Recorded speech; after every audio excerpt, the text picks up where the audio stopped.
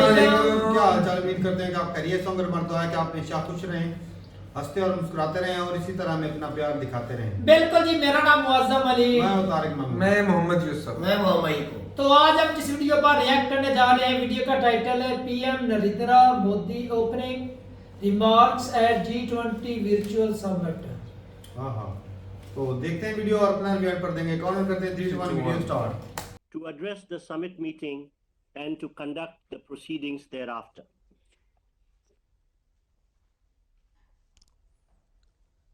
Your Highness, Excellencies, नमस्कार।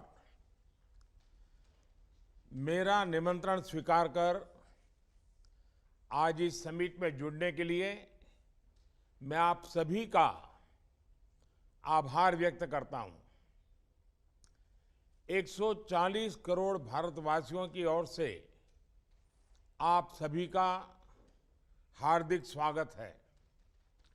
Friends, मुझे याद है जब पिछले साल 16 नवंबर को मेरे दोस्त और इंडोनेशिया के प्रेसिडेंट जोको विडोडो ने मुझे सेरेमोनियल गेवल सौंपी थी, तो मैंने कहा था कि हम मिलकर G20 को इंक्लूसिव, एम्बिशियस, एक्शन ओरिएंटेड और डिसिसिव बनाएंगे।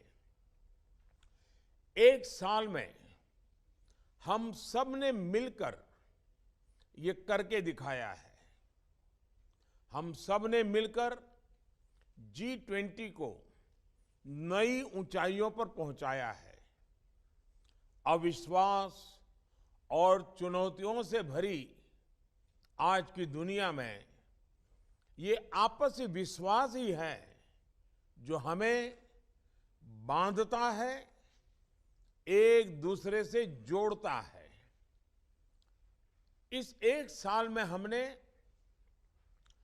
One earth, one family, one future में विश्वास जताया है और विवादों से हटकर एकता और सहयोग का परिचय दिया है। वो पल मैं कभी नहीं भूल सकता जब दिल्ली में हम सभी ने सर्वसम्मति से G20 में अफ्रीकन यूनियन का स्वागत किया। G20 ने पूरे विश्व को इंक्लूसिविटी का जो ये संदेश दिया है वो अभूतपूर्व है। भारत के लिए गर्व की बात है कि उसकी प्रेसिडेंसी में अफ्रीका को आवाज मिली है। इस एक साल में पूरी दुनिया ने G20 में ग्लोबल साउथ की गूंज भी सुनी है। पिछले हफ्ते voice of global south summit में करीब करीब 130 देशों ने नई दिल्ली G20 समिट में लिए गए फैसलों की मन से सराहना की है। G20 ने इनोवेशन और डिजिटल टेक्नोलॉजी का समर्थन करते हुए ह्यूमन सेंट्रिक अप्रोच को अपनाने पर बल दिया है। G20 ने मल्टीलेटरलिज्म में फिर से विश्वास बढ़ाया है। हमने मिलकर मल्टीलेटरल डेवलपमेंट बैंक्स और ग्लोबल गवर्नेंस रिफॉर्म को दिशा दी है और इनके साथ ही भारत की प्रेसिडेंसी में G20 को पीपल्स 20 की पहचान मिली है। भारत के करोड़ों सामान्य नागरिक G20 से जुड़े, हमने इसे एक पर्व की तरह मनाया। योर हाइनेसेस, एक्सेलेंसीज, जब मैंने इस वर्चुअल समिट का प्रस्ताव रखा था तो कोई पूर्वानुमान नहीं था कि आज की वैश्विक स्थिति कैसी होगी। पिछले महीनों में नई चुनौतियां उत्पन्न हुई हैं। पश्चिम एशिया क्षेत्र में असुरक्षा और अस्थिरता की स्थिति हम सब के लिए चिंता का विषय है। आज हमारा एक साथ आना इस बात का प्रतीक है कि हम सभी मुद्दों के प्रति संवेदनशील हैं और इनके समाधान के लिए एक साथ खड़े हैं। हम मानते हैं कि आतंकवाद हम सभी को अस्वीकार्य है। सिविलियंस की मौत कहीं भी हो निंदनीय है। आज हुए हॉस्टेजेस के रिलीज के समाचार का हम स्वागत करते हैं। उम्मीद करते हैं कि सभी हॉस्टेजेस जल्दी रिहा हो जाएंगे। मानवीय सहायता का समय से और निरंतर पहुंचना आवश्यक है। यह सुनिश्चित करना भी जरूरी है कि इजरायल और हमास की लड़ाई किसी तरह का क्षेत्रीय रूप धारण न कर ले। आज संकटों के जो बादल हम देख रहे हैं, वन फैमिली में वह ताकत है कि हम शांति के लिए काम कर सकते हैं। मानवीय कल्याण के दृष्टिकोण से हम आतंक और हिंसा के विरुद्ध और मानवता के प्रति अपनी आवाज बुलंद कर सकते हैं। आज विश्व की मानवता की इस अपेक्षा की पूर्ति के लिए भारत कदम से कदम मिलाकर चलने के लिए तत्पर है। फ्रेंड्स, 21वीं सदी के विश्व को आगे बढ़ते हुए ग्लोबल साउथ की चिंताओं को सर्वोच्च प्राथमिकता देनी होगी।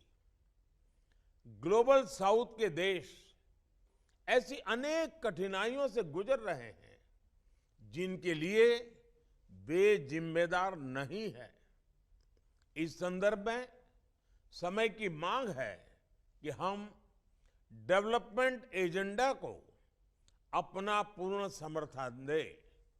ये जरूरी है कि ग्लोबल इकोनॉमिक और गवर्नेंस स्ट्रक्चर को बिगर, बेटर, इफेक्टिव, रिप्रेजेंटेटिव और फ्यूचर रेडी बनाने के लिए उनमें रिफॉर्म्स लाए जाए। जरूरतमंद देशों को समय से और आसान दरों पर सहायता सुनिश्चित करें।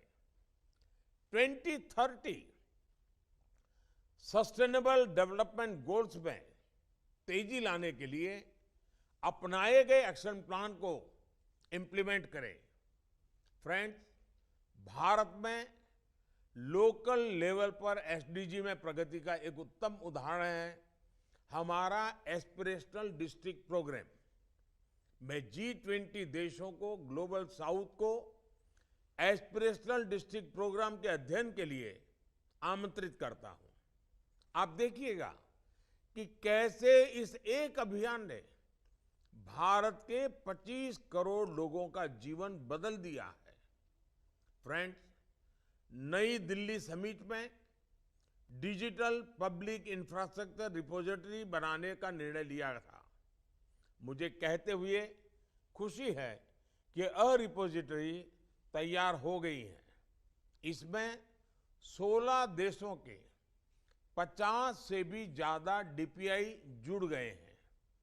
ग्लोबल साउथ के देशों में डीपीआई इंप्लीमेंट करने के लिए मैं सोशल इम्पैक्ट फंड स्थापित करने का प्रस्ताव रखता हूं। भारत की ओर से मैं इसमें $25 मिलियन की प्रारंभिक राशि की जोड़ने की घोषणा भी करता हूं। मैं उम्मीद करता हूं कि आप सभी इस इनिशिएटिव से जुड़ेंगे।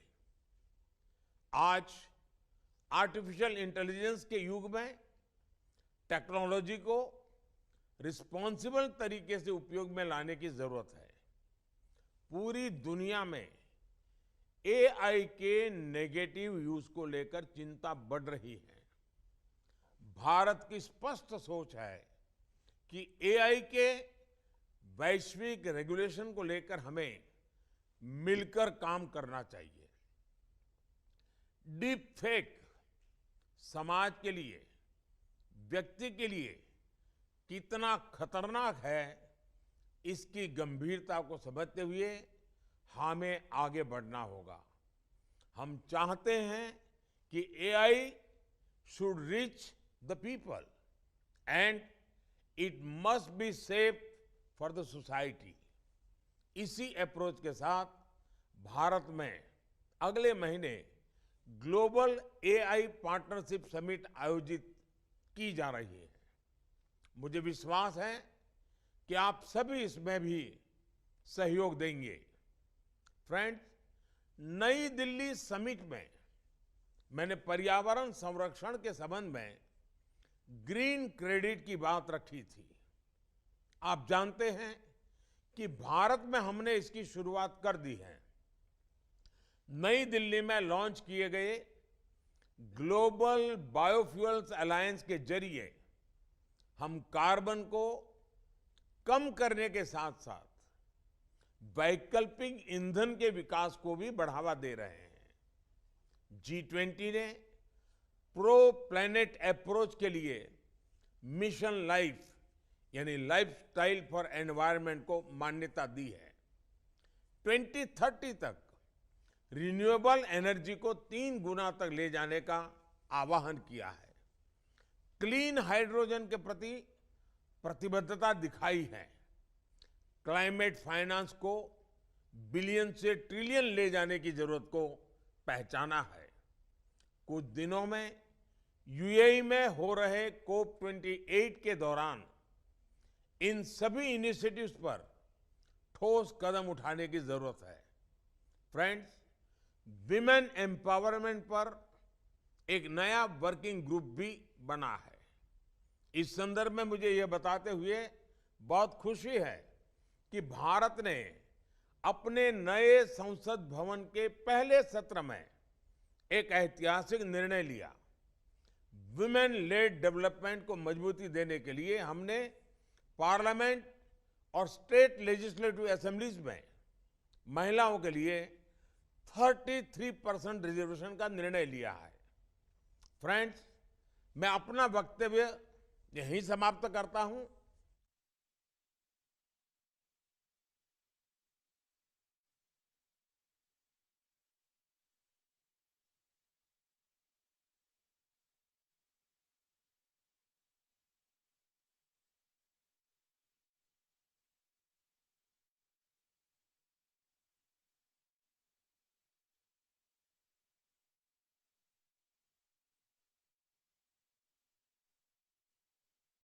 चले जी, वीडियो खत्म हो गए। ये थी आज भाई साहब वर्चुअल मीटिंग, तो जिसमें पीएम मोदी ने काफ़ी जो है वो चीज़ें टच की। जो पास्ट में जो G20 की मीटिंग हुई, इसमें जितनी भी चीज़ें डिस्कस हुई थी उन पे जो अमल दरामद हुआ। सबसे जो इस G20 में बड़ी बात थी ना, वो थी कि जो अफ्रीकन कंट्री को जो जोड़ा, साथ मिला लिया, उनके हालात को मद्देनजर रखे। ऐसा नहीं कि जो स्ट्रांग है वही दुनिया पर लीड करे। असल में मोदी जी की सोच है भाई सबको साथ लेकर चलने की। वहाँ की इकोनॉमी अगर टोटल करें ना तो काफी बन जाती, 3 के लगभग बन जाती है। हाँ, 2-3 ट्रिलियन के करीब बन जाती है। तो अब टोटल देखा जाए तो वो है तो 3 ट्रिलियन है, और पॉपुलेशन भी कितनी बड़ी है, बिल्कुल एरिया भी है, और ऊपर से इनके पास ज़ेरे जमीन मदनियात भी है जी। तो अगर सारे कंट्री उधर मिलके हेल्प करेंगे तो उनको भी भला होगा, वो भी तरक्की याफ्ता मुल्कों में हो जाएंगे, दुनिया को भी फायदा होगा लगेगा। ये भाई साहब इंडिया का स्टेप बहुत बढ़िया था। बाकी क्लाइमेट चेंज की बात की गई कि जो ग्रीन हाइड्रोजन या ग्रीन एनर्जी या जो इस तरह की जो भी एनर्जी थी जो कार्बन से साफ हो, पाक हो, उसको प्रमोट किया गया। तो देखा जाए तो भाई पिछले दिनों हम एक ना वीडियो देख रहे थे नितिन गडकरी की, वो हाइड्रोजन वाली गाड़ी के ऊपर वो सफर कर गया है। खुद भी वो बैठ गया है, मतलब रास्ता बड़ा। उसमें लिथियम का लिथियम और ग्रीन हाइड्रोजन की बात हो रही थी। बाकी भाई जो लेडीज को पावर में लाने के लिए उनको 33% जो है वो रिजर्वेशन रखी इधर पार्लियामेंट में, वो बहुत बड़ा स्टेप है भाई। कितनी हुकूमतें पिछली आई, राजीव गांधी के दौर में भी आई थी, वो बिल पास लाया गया, अटल जी के दौर में भी बिल लाया गया, मेरे दौर में भी लाया गया, लेकिन वो पास नहीं हो सका। लेकिन पीएम मोदी के दौर में वो बिल पास हो गया जी, और ये बहुत बड़ा स्टेप था। बिल्कुल जी, बिल्कुल। बाकी बहुत सारी ऐसी चीजें भाई की हैं जो, और मेन मुद्दा आज जो दुनिया के लिए मसला बना पड़ा है, इसराइल और हमास की बात भी की है ये इन्होंने। चीज तो भाई इसका हल भी करना चाहिए सभी को मिलकर। सही बात है, इतने बड़े ताकतवर कंट्री है भाई, लेकिन ये भी तो देखें ना कि G20 में जितने कंट्री हैं मोस्टली वो इजराइल की साइड पे हैं। ज्यादातर यार साइड पे होने का मतलब मोदी जी का भी मकसद ये है कि जंग बंद हो,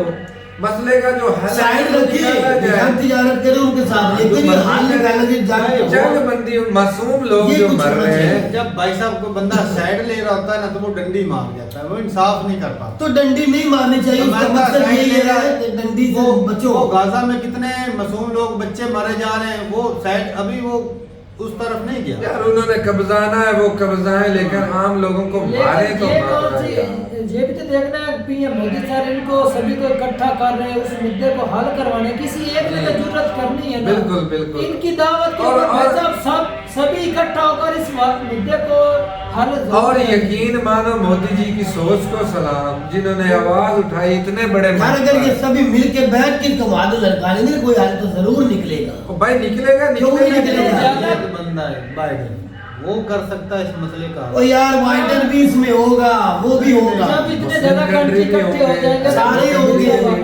सबको मिलके बात कर, लेकिन एक बंदे की नहीं मानी मानेंगे जाए। भाई साहब। ये भी तो देखो यार कौन सा पीएम मोदी ने बोला आओ मेरी तरफ आओ, मैं इसका हल तुम्हें बताता हूँ। सभी ने वो मिल के कह रहे हैं। एक हल निकालना, सभी ने वो मिलकर हल निकालना और उसको हल भी करना वो है। जिस तरह आईमैक बनने जा रहा था ना कि 2 महीने के अंदर अंदर काम शुरू हो जाए, वो लेट जरूर हुआ है। बाइडेन ने बोला था ना 2 महीने के अंदर अंदर काम शुरू, इसी तरह बोले भाई साहब आए 10-12 दिन के अंदर अंदर। बिल्कुल। कौन सा इनके पास वो किराया नहीं है कि पैसे नहीं है या बात करने के लिए, मीटिंग ही तो एक बुलानी है, मीटिंग बुलाएं होगी ना। आप बात की है, हो सकता है कल परसों के अंदर अंदर या 2-1 हफ्ते के अंदर ये बात हो जाए। नहीं पड़ने वाला, कोई कुछ नहीं होने वाला, इससे कोई फर्क नहीं पड़ने वाला। यार नहीं, स्टेप मीटिंग तो कह लिया रही गया है, ना। दिल्ली में मीटिंग बुलाई है। ओआईसी की मीटिंग में क्या उखाड़ लिया उन्होंने, कोई हल निकला? वो भी वही बात होगी कि वो सारे तो उनके साथ मिलकर तजारत करते हैं, हाँ तो ये इसलिए वो चुप करके बैठे हैं। तो भाई सारे चुप बैठेंगे, कुछ नहीं होगा। ये बस ये होता ना कि बात हो गई भी, हमने भी आवाज उठाई थी, लेकिन फर्क इससे कोई नहीं पड़ने वाला। मैं रात को एक वीडियो देख रहा था, मेरे पास अभी मोबाइल के अंदर वीडियो है भी, उसकी वो दिखाया जा रहा था कि 300 बंदा मारा गया है, इसराइल का फौजी वो दिखा नहीं रहा। उसने बोला मेरे साथ ये देखो वीडियो कितनी है, और कम से कम 33 से 35 बंदे, जिसको नेतन्याहू ने खुद कहा है कि मैं हमास के साथ बातचीत करने को तैयार हूँ, लेकिन 5-6 दिन का वक्फा जंग बंदी करके वो मेरे बंदों को छोड़ दे, मेरी जो आर्मी है उसको छोड़ दे, जो इनके बंदे हमारे पास भी बंदी है हम उनको छोड़ देंगे। हो सकता है वो कह रहे थे, उनका मतलब था कि इसके अंदर ही कोई हल निकल जाए जंग का। चलो आगे देखते क्या होता है, चाहते हैं क्योंकि उनके टैंक भी तबाह किए जा रहे हैं, उनके फौजियों को 300 के ऊपर मारा गया, फौजियों को बंदी भी बनाया जा रहा है, आम जनता उनकी भी मारी जा रही है। ये जुल्म हो रहा है दोनों तरफ, बेगुनाह मार रहे हैं। बिल्कुल भाई, दोनों अगर तो मुजाहिद भी मरते हैं ना आर्मी की तरह, उनकी आर्मी की तरफ फिर तो ठीक चले, लेकिन दोनों तरफ जो बेगुनाह मार के उनका क्या कसूर है? वो थोड़ी चाहते कि जान यूसुफ लग जाए, बिल्कुल वो कभी भी नहीं चाहेंगे, 2 वक्त की रोटी कमा के खा रहे हैं। अच्छा जी, एक और भी है बात। पहले एक हॉस्पिटल पे अटैक किया था इजराइल ने, तो जब पहले उन्होंने ट्वीट किया कि भाई हमने अटैक किया है, फिर बाद में ना फिर बाद में वो डिलीट कर दिया एक ट्वीट। उन्होंने तो हमास में लगा दिया था। उन्होंने फिर हमास वो जब लोग भड़के कि भैया हाँ। हॉस्पिटल पे अटैक क्यों बिल्कुल। कर रहे हैं, बाद में उन्होंने हटा दिया, कहा कि भाई ये जी उन्होंने वीडियो चाहे शायद जो पहले खुद अपनी वीडियो थी उनका अपने मिस फायर हुआ ना हाँ जी, वो इधर लग गया। हॉस्पिटल में लगा। चलो वो तो हो गया, मिस फायर हो गया, उनकी गलती थी, लग गया। जो क्या अल शिफा हॉस्पिटल है, बिल्कुल उसको भी उड़ा दिया। बिल्कुल किया है, ये भी हमास वालों ने कर दिया है। उड़ाया है भाई। तो ये भाई तो साहब इसलिए मैं इसके खिलाफ आवाज मोदी साहब का मतलब ये है कि इस तरह जो बेगुनाह मारे जा रहे अफ्रीका हैं। का जो बुलाया था ना, वो वीडियो देखिए, अमेरिकन ने कहा कि सारी दुनिया साइड पे हो जाओ, वो काला अकेला। उसने बोला कि जो गजा पे इसराइल कर रहा है ये गलत चीज है, जेनोसाइड है भाई। हाँ। सीधा सीधा उसने खुद, जिसकी मोदी ने खुद बुला के इस्तेमाल किया था, हाँ। उसी बंदे ने कहा कि ये मैं सब मेरा साथ छोड़ दो, मैं आवाज अकेला ही उठाऊंगा। नहीं भाई, उसने भी वीडियो मैंने देखी है, वो कह रहा है, वो तो सीधा सीधा बोल रहा है कि ये ना सीधा सीधा जेनोसाइड कर रहा है, ये कोई टेरर के का जो सामना नहीं कर रहा टेरर का बिल्कुल खात्मा क्योंकि नहीं इसमें कर रहे। चलो 200-400 मर गया, 1000 मर गया भी दहशतगर्द, लेकिन जो 10-12 हजार जो सिविलियन 11,000 वो किस साइड पे गया भाई? तो ये भाई वार क्राइम तो भाई इसराइल धड़ल्ले से कर रहा है और पूरी दुनिया बुरा भला ऊपर से बोलते रहेगा, लेकिन भाई साहब अंदर से ना वो खुशियां मना सारे चुप बैठे हैं, मुंह से तो बोल रहे उसी हैं। तरह की जिस तरह ऊपर से मुस्लिम कंट्री बोलते रहे कि भाई टेरर अटैक हुआ है, ये गलत हुआ है, अंदर से खुश हो रहे थे। आगे कोई नहीं मार रहा। ये वही है कि भाई इसराइल को मुंह तोड़ के जवाब दे दिया। अब ये नहीं थी सोचा था कि इन लोगों ने कि इसका अंजाम बहुत बुरा हो सकता है। असल में जो खान सर ने बताया था ना, वो भाई हर चीज तो मतलब दुनिया में जो निजाम चल रहा है टेक्नोलॉजी के हिसाब से, वो तो इसराइल के साथ ही चल रहा है। अब अमेरिका उनके साथ है भाई साहब, सारी सुपर पावर दुनिया की उनके साथ है। ऑनलाइन इमेज वो कितनी मर्जी क्लोज करके देख लें भाई, बिल्कुल वो Satellite उनके ऊपर है। साथ बैठा हुआ है। सारी टेक्नोलॉजी किधर किधर है, सारा निजाम और रस्ते उनको सारा ऊपर- अमेरिका भाई सारा कुछ करवा रहा है, वो सुपर पावर और है। इसराइल के पास ऐसी टेक्नोलॉजी कि उनके वो ऐसे लगा लेते हैं कि वो दीवार के पार भी देख सकते हैं। मैं और सुन रहा था कल वीडियो को, जो बंदे मार रहे हैं ना, उनके कोई नमूने से लेकर जो फौजी उनके कम पाल रहे हैं, उस तरह कार्य के बच्चों को दोबारा और मतलब अपनी पैदावार बढ़ाई जाए, इस तरह कोई सोच रहे थे। वो वीडियो के अंदर बता रहा हूं, काफी लंबी वीडियो पता थी। नहीं इसमें भाई कितनी ये इस तरह भी उनकी प्लानिंग चल रही है। बाकी भाई क्लाइमेट चेंज तो अभी सर्दियां जो पड़ रही है ना, तो सर्दियों की वजह से जब कहते हैं ना सुक्की ठंड, यहाँ पर तो ऐसा ही बोलते हैं, सुक्की ठंडी बोलते हैं। वो जब आती है तो अक्सर लोग बहुत बीमार हो जाते हैं, नजला जुकाम इस तरह। लेकिन अब वो आजकल होती है ना, वो गंदम की काश्त भी हो रही है, तो जो पराली वगैरह होती है उनको आग लगाई होती है। इधर तो भाई पुलिस छापे मार रही, जो जहाँ पकड़ पर रही वो है। पराली वो जलाते हैं। तो इंडिया में क्या सूरत है, ये दिल्ली में सुना था कि वहाँ पर भी भाई साहब काफी स्मोक है, उसके पीछे क्या रीजन है जरूर बताइएगा कमेंट सेक्शन, क्योंकि उधर भी भाई साहब बहुत ज्यादा लोग जो है वो चावल की पैदावार होती है इंडिया वो भी में। आग तो लगाते आग ही हैं, लगाते ऐसे ना होंगे छुप छोड़ छुपा देते के। हैं। लेकिन ये भी है कि वहां पर तो वो एथेनॉल के लिए नहीं बेचते, पर सारे थोड़ी बेचते हैं, अभी इतने प्लांट थोड़ी लगे हैं। सिस्टम तो उनका चल रहा मुल्क है। कितना बड़ा है, वो कितने बड़े लेवल पे वो होती उसको है। महफूज भी तो कर सकते हो, उनकी जाया तो नहीं ना हाँ जाती। ये है। तो जरूर बताइएगा कमेंट सेक्शन में भाई, क्योंकि जिनकी ज्यादा पैदावार होती है तो वो भाई ऊपर से वो कटवा लेते हैं, बाद में वो नीचे वाला तो जलाना ही पड़ता अब है। नहीं, अब वो उल्टा बेटर वो मेरी जान आज जदीद दौर है, एक नई मशीन इजाद हुई है, उसकी गट्ठे बांधती है।